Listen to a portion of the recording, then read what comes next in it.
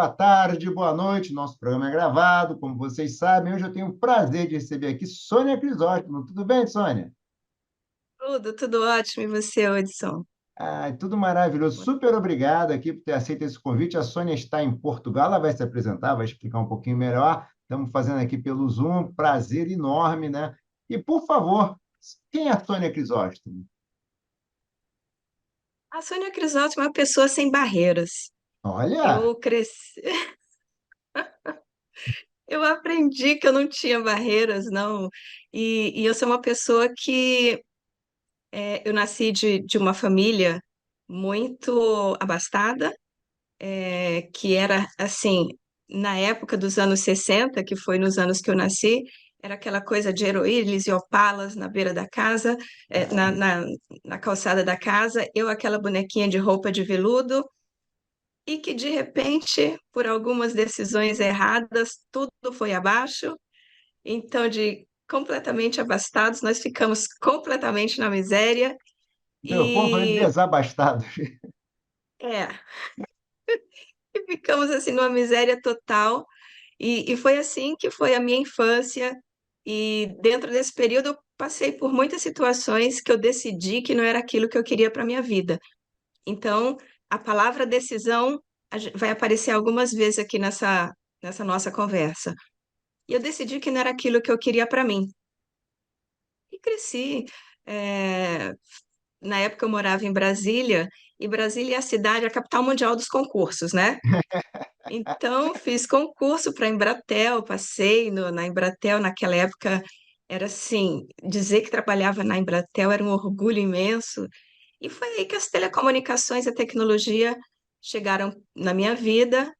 Aí eu fiz uma formação, eu me formei em ciências da computação, me pós-graduei e, e tive uma vida grande, foram praticamente 35 anos de carreira na área de tecnologia, onde eu fui daquela pessoa que passa o cabo embaixo da mesa até CEO de Olha, multinacional. Então eu passei por todo, toda a cadeia dentro de empresas de telecomunicações. que E legal. fiz uma transição de carreira. A gente pode falar depois um pouquinho mais sobre isso, mas assim, as minhas equipes sempre tiveram muito bons resultados, porque na época eu fazia coisas eu, que eu não sabia que tinha nome, que eu não sabia que tinha uma área de estudo para isso. Você não é uma pessoa de RH, né, na origem, né? Não, não. Minha área original é tecnologia. É, você Em não sabia desses tecnologia, nomes, né? administração de empresas. Então, assim, chegar a CEO, mulher, CEO de uma multinacional israelense, não é muito fácil. Não, não E, é, definitivamente. e assim, ver os resultados da equipe, ver o resultado da minha relação com as minhas filhas, sabia que existia uma coisa diferente, mas eu não sabia exatamente o que que era. E aí, um dia, por uma situação que aconteceu, de uma pessoa que falou a vida inteira dela para mim, acho que ela falou da vida passada, presente e futura. Minha filha brincou e falou: Mãe, por que que você não vai ser terapeuta? Porque todo mundo chega para Olha contar só. as coisas para você e esperar que você oriente de alguma forma. E foi aí que eu comecei a estudar o desenvolvimento humano. Aí comecei por programação neurolinguística, aí fui para psicoterapia, aí fui para inteligência emocional e fui fazendo uma série de cursos e que daí veio aquele estalo de que, então o que eu fazia tinha nome, o nome disso é mentorar, o nome disso é escutativa, o nome disso, sabe? Falei, então tinha nome aquilo que eu fazia. E aí, seguindo essa área do desenvolvimento humano, eu passei também por um processo de transformação muito grande, porque eu descobri que eu gostava muito de fazer isso. E eu Mais pensei, do que tecnologia.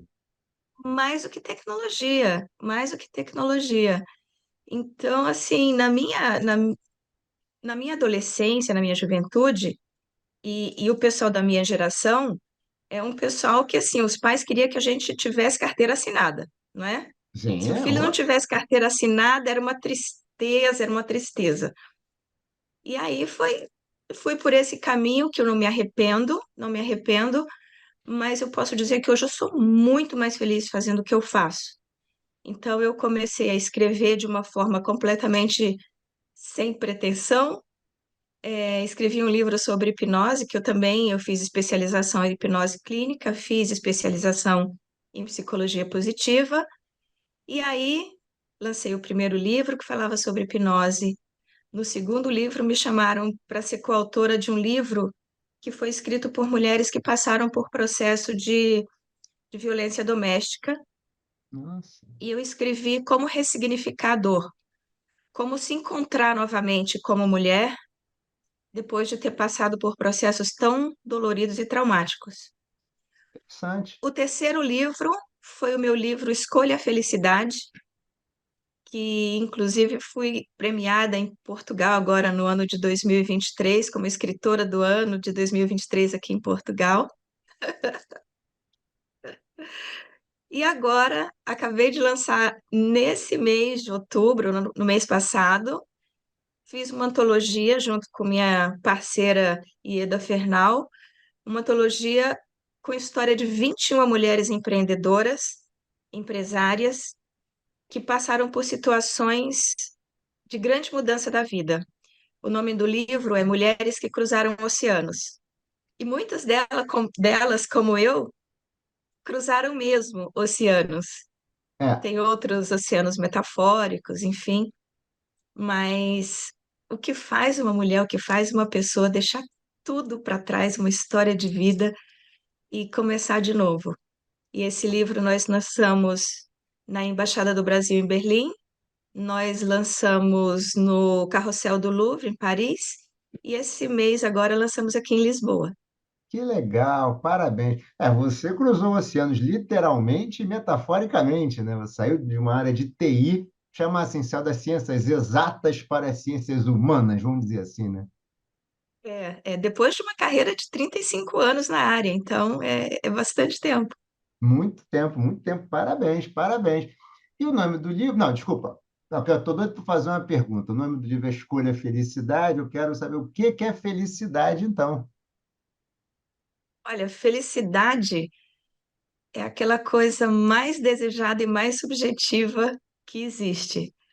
Porque estar feliz é estar bem, estar no lugar que quer estar, com as pessoas que quer estar, fazendo o que quer fazer, tendo um propósito naquilo que desenvolve e estar presente no momento atual. É cuidar de si.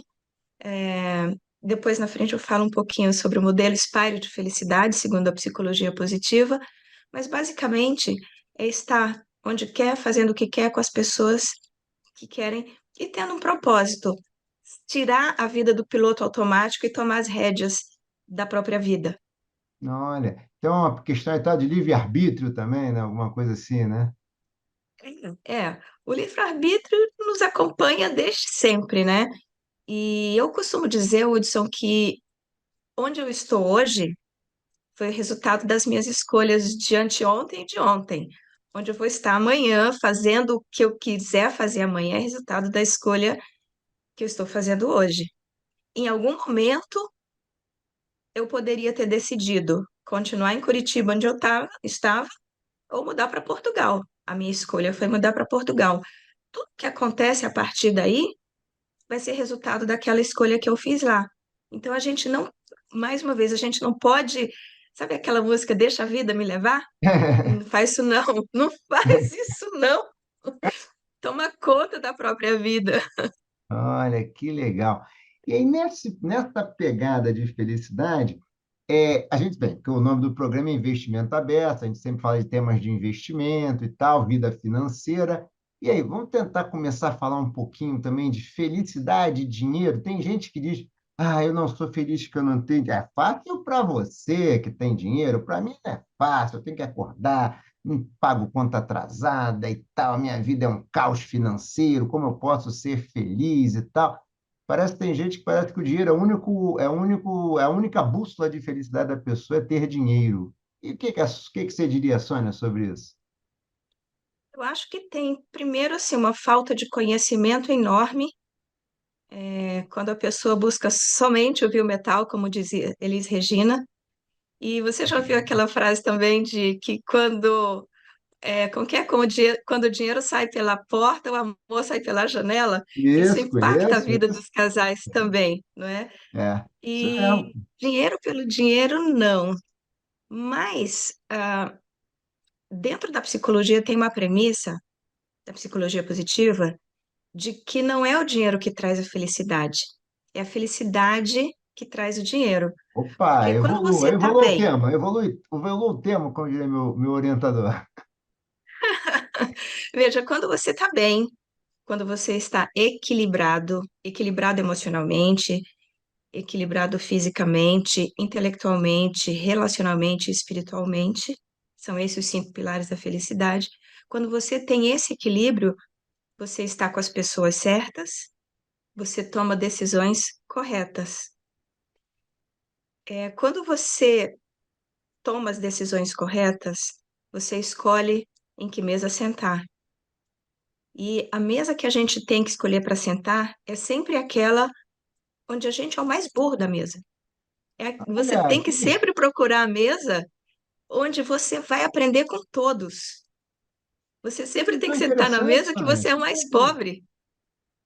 Que visão interessante. Que geralmente a gente faz o contrário, né? Esse ser humano tem aquela sensação de, não, não quero me sentir inferiorizado, vou procurar a mesa onde eu sou o melhor, para eu me sentir bem, né? Não, não. Eu acho que a gente tem que ter essa humildade de aprender todo dia, toda hora, com todo mundo.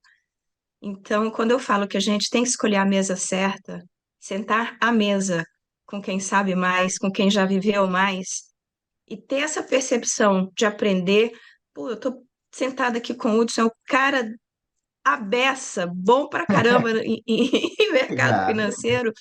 O que que ele fez para chegar aí? Deixa eu aprender com ele. E quando eu digo aprender, não é copiar nem ter inveja, é modelar, ver o que você fez de bom e ao invés de ter inveja do que você conseguiu, me reconectar. E eu digo reconectar porque nessas alturas a pessoa já se perdeu com aquilo que ela tem para compreender. As ferramentas que eu tenho hoje vão me fazer chegar no patamar financeiro que o Hudson chegou? Não.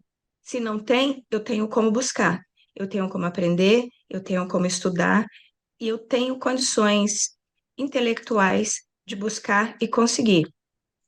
Não invejar, mas modelar, sabe? Sei. Poxa, eu gostaria de ter um apartamento com aquela guitarra do Hudson que deve ter custado uma fortuna. Para isso eu preciso estudar, para isso eu preciso evoluir.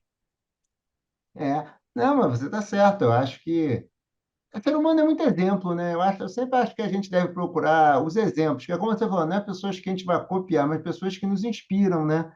Que tem uma Sim. história que a gente se identifica e vê, pô, eu tenho orgulho dessa pessoa. Não só essa pessoa, mas eu tenho orgulho por ela, né? Acho que essas pessoas que a gente tem que procurar para se inspirar, né? Acho que é isso. Não, acho que você tem um ponto. Nessa situação, talvez mudar um pouco o eixo de ficar reclamando que está pagando um monte de conta atrasada e pensar nos. Talvez, será que eu preciso de tudo isso? Será que, de repente, ou então talvez eu precise trabalhar mais ou estudar mais? Talvez seja um pouco o que você perguntou, né? Fazer escolhas diferentes, né? Fazer escolhas diferentes, porque assim, é, quando a gente fala que a gente tem que sentar à mesa dos mais prósperos, para quem não está preparado também para isso, pode ser uma grande frustração dizer, nossa, nunca vou conseguir. Mas não é por aí. A questão é de saber, e aí entra o autoconhecimento, o que me faz feliz?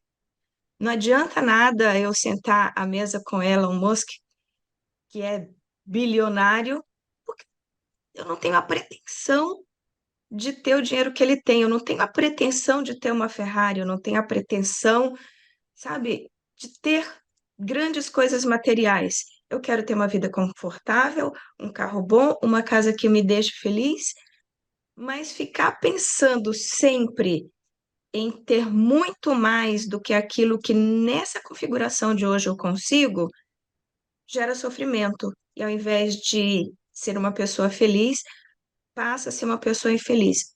Ok, eu quero um apartamento, moro num apartamento de um quarto, meu sonho é um apartamento de 3 quartos. Vai criando microprojetos até chegar lá. Mas se eu moro num apartamento de um quarto e eu quero desesperadamente uma cobertura no Morumbi, vai ficar meio difícil fazer um plano de onde eu estou para chegar lá no primeiro passo. Então, essa angústia também ela tem que ser diminuída, entendendo que para chegar no longe a gente tem que passar pelo perto, pelo meio para poder chegar lá. É, Porque se a gente não fizer isso, vai ser infeliz, porque o caminho, sabe aquela coisa, a felicidade está lá e você perde todo o caminho? Não dá. sei. Aliás, até fico pensando, você estava falando, até pensei aqui, Sônia, para cada um, aonde está a felicidade? Você falou de autoconhecimento, né? Mas o que que a pessoa quer de fato para ser feliz? É o dinheiro que vai tornar ela feliz mesmo, né? Aquela pessoa falou, precisa estar feliz para ter dinheiro.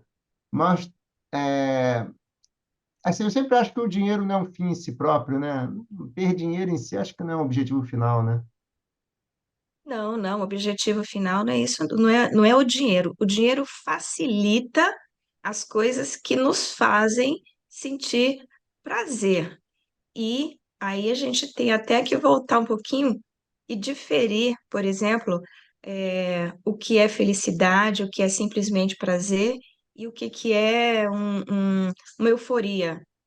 Pessoa para se autodenominar feliz, não precisa ser aquele cara que está bebendo direto, que está o tempo todo na balada, que está o tempo todo no camarote, gastando 10 mil.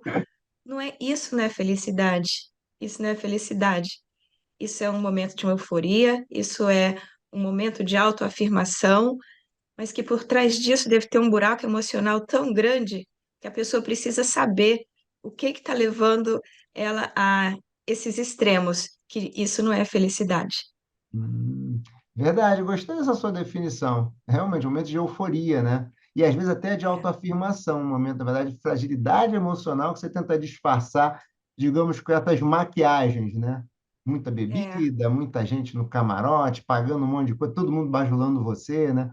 Pode ser. Uhum. E essa E volta questão, para casa sozinho. volta para casa sozinho, volta para casa sozinho. Essa questão do autoconhecimento, Sônia, você tem assim algum, não, assim, como é que você tem assim, como a pessoa poderia tentar fazer autoconhecimento? Assim, tem um caminho, mais ou menos, o que você pode tentar, alguns passos para que você possa tentar chegar no autoconhecimento. Olha, eu poderia é, mencionar o seguinte: você tem que saber qual que é o teu eu ideal.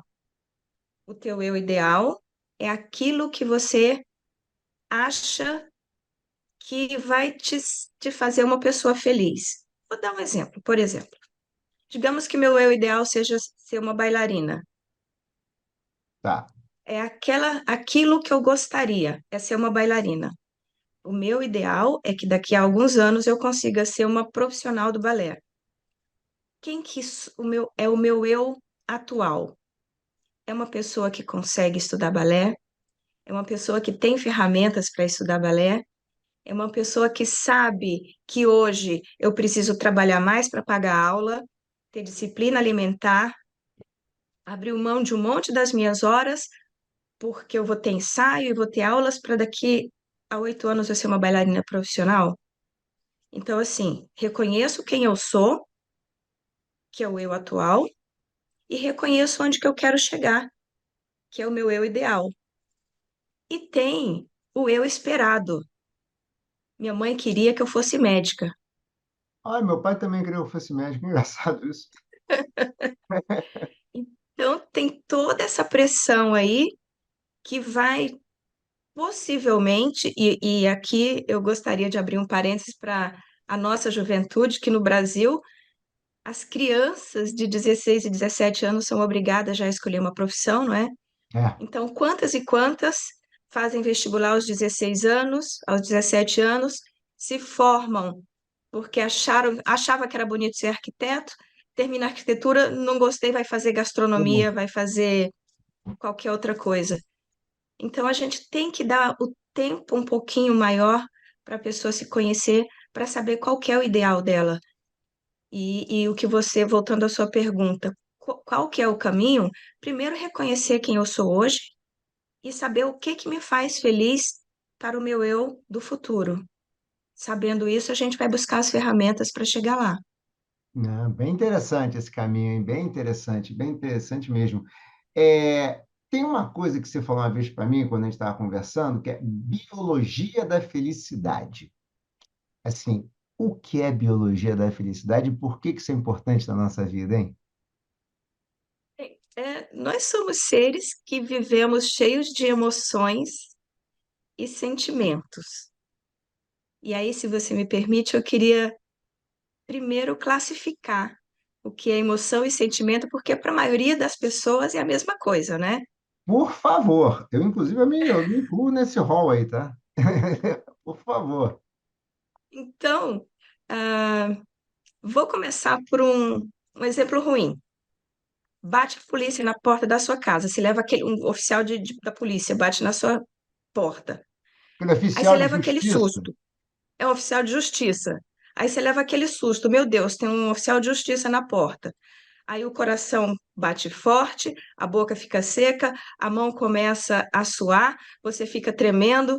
Aí ele fala assim: Bom dia, aqui que mora a dona Josefina? Aí você fala: Não, eu sou a Sônia. Ah, me perdoa, então é outra casa. Aí, não, não era nada disso. Eu me assustei. Toda essa elaboração que acontece depois é o sentimento. Então, a emoção é o impacto e o sentimento é o que você elabora depois. Você está na sua empresa e recebe uma ligação do seu chefe, vem aqui na minha sala. Você foi promovido. Nossa, você fica eufórico. Aí seu pico de felicidade vai lá para cima. Você fica eufórico. Uau! Vou ser promovido, vou ganhar não sei quantos mil a mais. Aí depois você elabora. Fui promovido porque eu sou um bom profissional, porque eu estou sempre presente, eu faço o meu melhor, eu sei liderar, eu sei trabalhar em equipe. Essa elaboração depois é o sentimento. E Então, quando a gente fala da biologia, a emoção é um choque, é um impacto, é aquela coisa que te faz é, pular da cadeira. é, E o sentimento é, é aquela coisa que falar que estava já está racionalizando, tá certo ou não? uhum, é. Vou falar, por exemplo, nós de mulheres, assim, que somos seres muito sentimentais. Ah, Você conhece a pessoa, se apaixona por ela e ela fala assim: Você é o amor da minha vida, eu quero passar o resto da minha vida com você. O coração disparou, a boca ficou seca, aí depois você chora. Esse choro é o sentimento. que legal. Você sabe que eu não. Para mim é novidade, Sônia. Então, é depois do impacto que vem o sentimento. E quando a gente fala da biologia da felicidade, a gente nem se dá conta de tanta coisa que acontece dentro da gente, em termos hormonais, para a gente ser quem a gente é. E nós somos viciados, literalmente viciados, o nosso corpo é viciado nesse equilíbrio hormonal que a gente tem. Então, você falava há pouco sobre aquela pessoa que só reclama e o outro que está sempre bem. Quando a pessoa só reclama, ela tem um balanço, um, um, um equilíbrio hormonal que faz com que ela fique pesada, que goste de ficar na frente da TV, vendo as notícias pesadas, fala sobre a guerra o dia inteiro, compra logo 30 pacotes de papel higiênico porque acha que o mundo vai acabar e não vai ter mais papel higiênico. E ele fica remoendo isso aí. A biologia dele tá para isso. Então, mesmo que ele tenha uns momentos de felicidade, o organismo dele vai se equilibrar para ele voltar para aquele patamar. Ao contrário, a pessoa que está sempre bem, positiva, uma visão positiva da vida, querendo que as coisas sejam sempre melhores para ela e para os outros, acontece uma paulada na vida dela, o oficial de justiça bateu na porta dela e era para ela mesmo, e aí depois ela fala: Não, não é isso que vai acabar com a minha vida, eu vou falar com o advogado e depois vai ficar tudo bem. Então, o organismo ele fica acostumado com esse equilíbrio. E aí, quando a gente fala, por exemplo, de dopamina, endorfinas, noradrenalina e tudo, tem várias coisas que fazem esse equilíbrio no corpo. Por exemplo, o chocolate. O Ah, chocolate, ele, quando a gente consome, ele traz uma dose alta de triptofano que faz a gente se sentir feliz. Dizem, inclusive, que o triptofano é a mesma substância que é liberada no nosso corpo após o ato sexual. Então, é aquela sensação de leveza, felicidade e prazer. O chocolate, em proporções diferentes, traz essa sensação. Pessoas que gostam de fazer exercício. Quando você faz exercício, você também aciona hormônios no seu físico, as endorfinas, que te dão a sensação de relaxamento, de prazer e de felicidade. Então, assim, pessoa muito emburradinha, reclamona, vai fazer um exercício. Vai começar a mudar isso. come o chocolate, faz exercício, Come fica um mais ou menos chocolate. equilibrado, né? Tá certo. Esse é engraçado, essa boa da biologia. Deixa eu te fazer uma pergunta, Sônia, que é uma coisa que eu pensando, a gente estava falando um pouquinho antes. E mundo corporativo e felicidade, hein? Eu ouço tanta história de equilibrar a vida pessoal com previsão, mas eu tenho a impressão que as empresas ainda estão assim na pré-história do que de fato é tentar criar uma equipe feliz e tal, botar a felicidade de fato como um driver que vai direcionar ali a empresa e tal. Você vê que hoje me parece, eu fico brincando, a empresa parece uma caixa de ressonância de neuroses, né? Junta todo mundo, fecha em quatro paredes, bota a panela de pressão aí, vê o que que vai acontecer. Principalmente em países das Américas. Nós copiamos muito o modelo americano, onde a criança ela é ensinada desde cedo a ser competitiva. E aí a coisa vai chegando num ponto exacerbado que ele começa a competir com os coleguinhas, com o pai, com a mãe, e se ele não tiver razão, ele não sabe lidar com isso tudo. E a A gente culpa é vê, dele. inclusive, A muitos culpa é dele, jovens, ele né? sabe lidar com tudo, né? É, a gente vê muitos jovens, inclusive, que não sabem lidar com a frustração que chega no mercado de trabalho. E o primeiro não que leva já fica magoado e já sai. Então, existe esse movimento, Hudson, é um movimento que ele está crescendo, mas as empresas ainda estão se adaptando a isso. Como a gente diz no Brasil, a gente está trocando pneu com o carro andando. Porque antigamente tinha a geração do meu bisavô, aí a geração do meu avô, dos meus pais e a minha.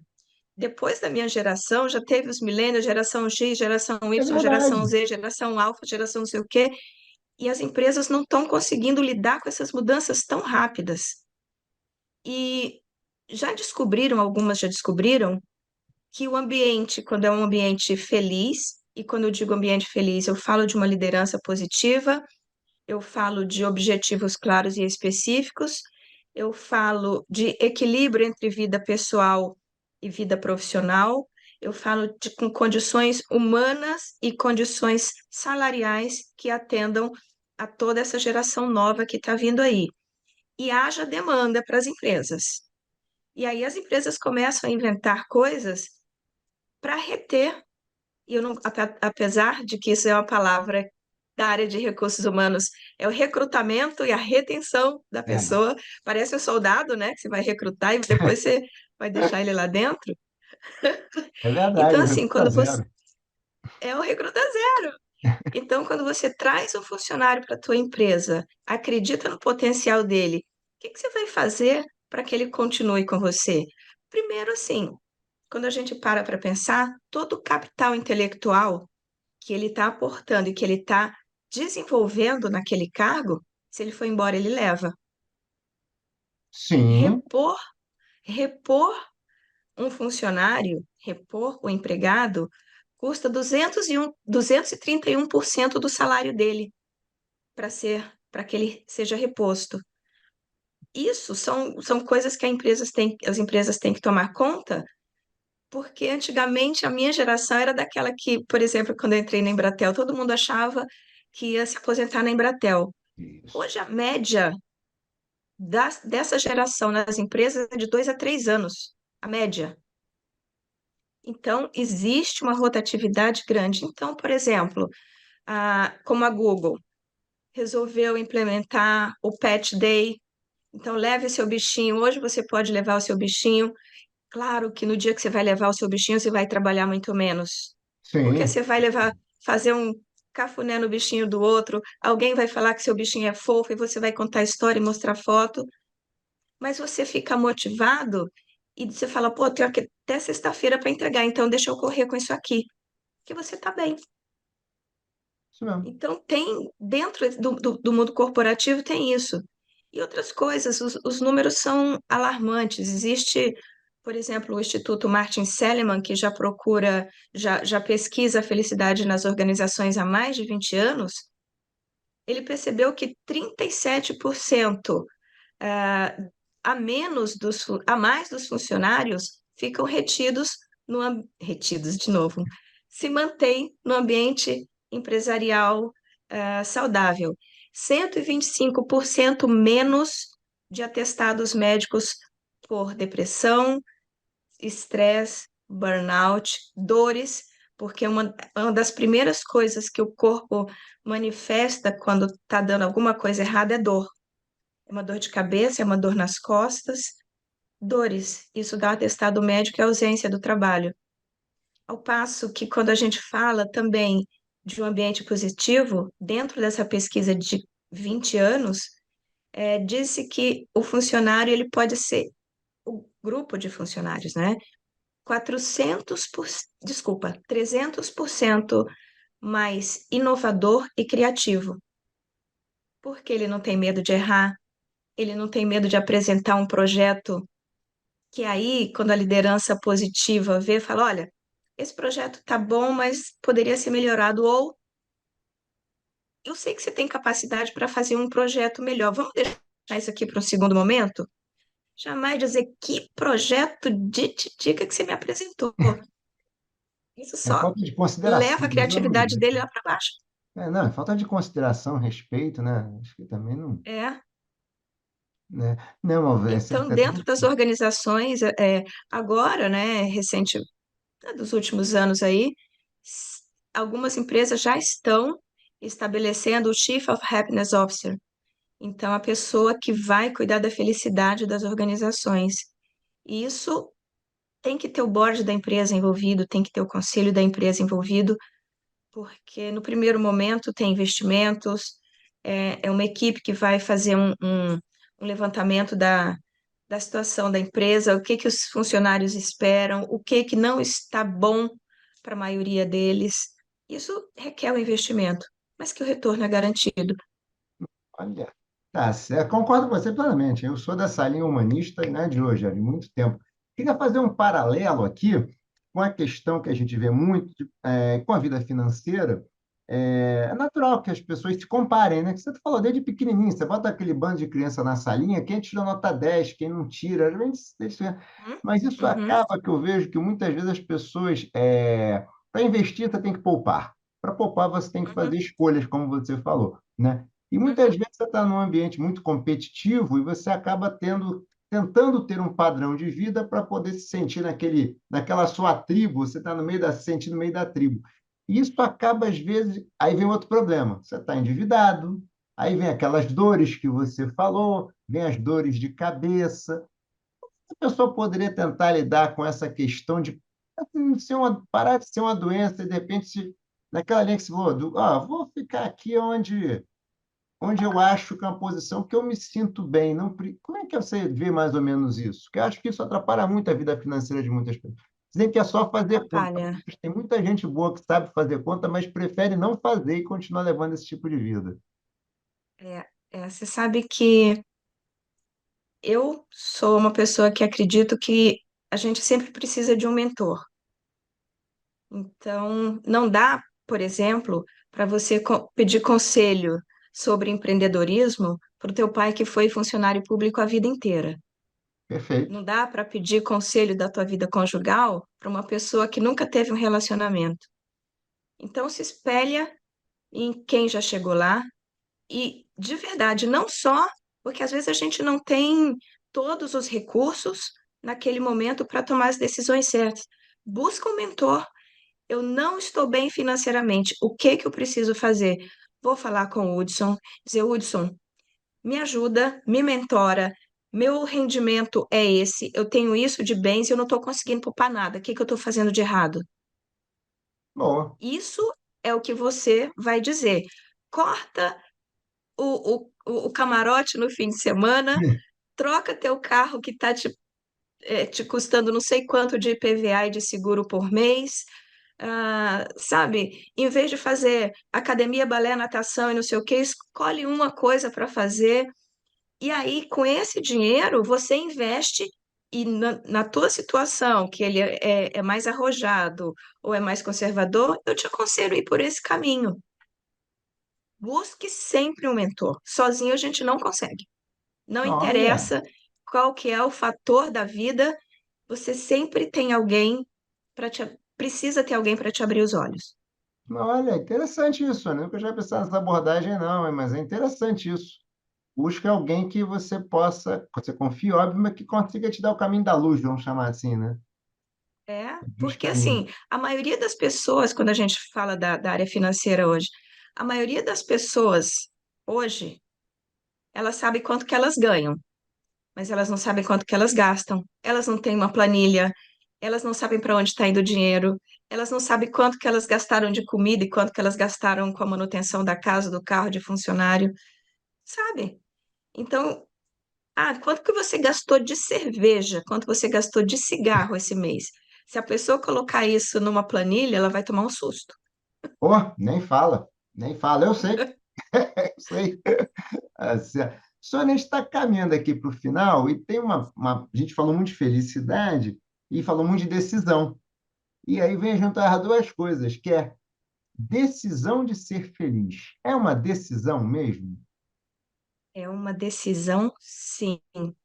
E eu posso falar por mim, porque, como eu te falei, eu passei por situações de vida que eu poderia, se eu tivesse preguiça mental, eu poderia ser uma dessas reclamonas, eu poderia ser uma pessoa sem prosperidade, eu poderia ser uma pessoa completamente diferente.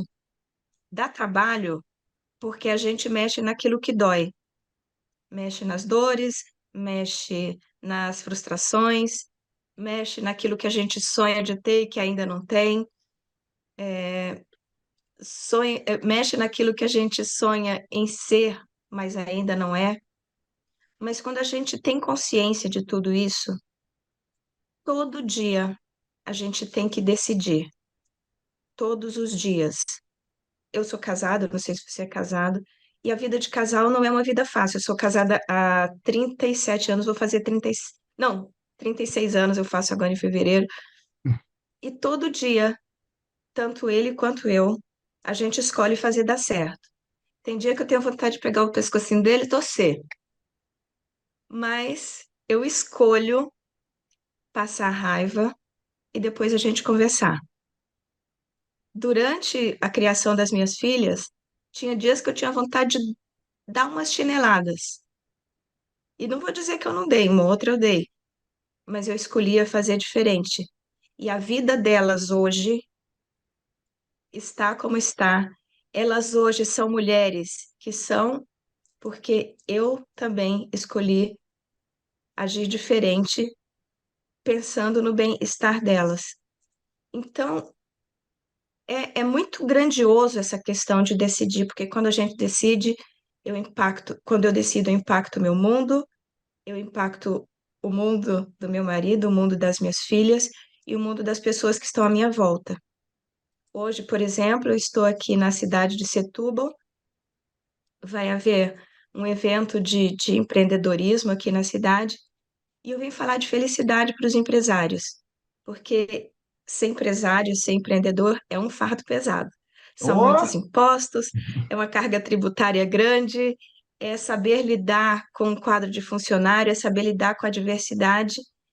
E quais as escolhas que a gente precisa ter na vida para ser feliz?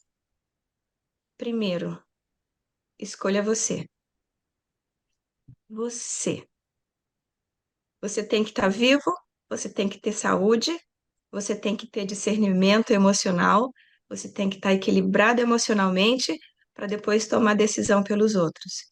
Então, primeiro escolha você. Eu demorei um pouquinho a saber que era assim, mas a vida fica muito mais fácil. Olha só.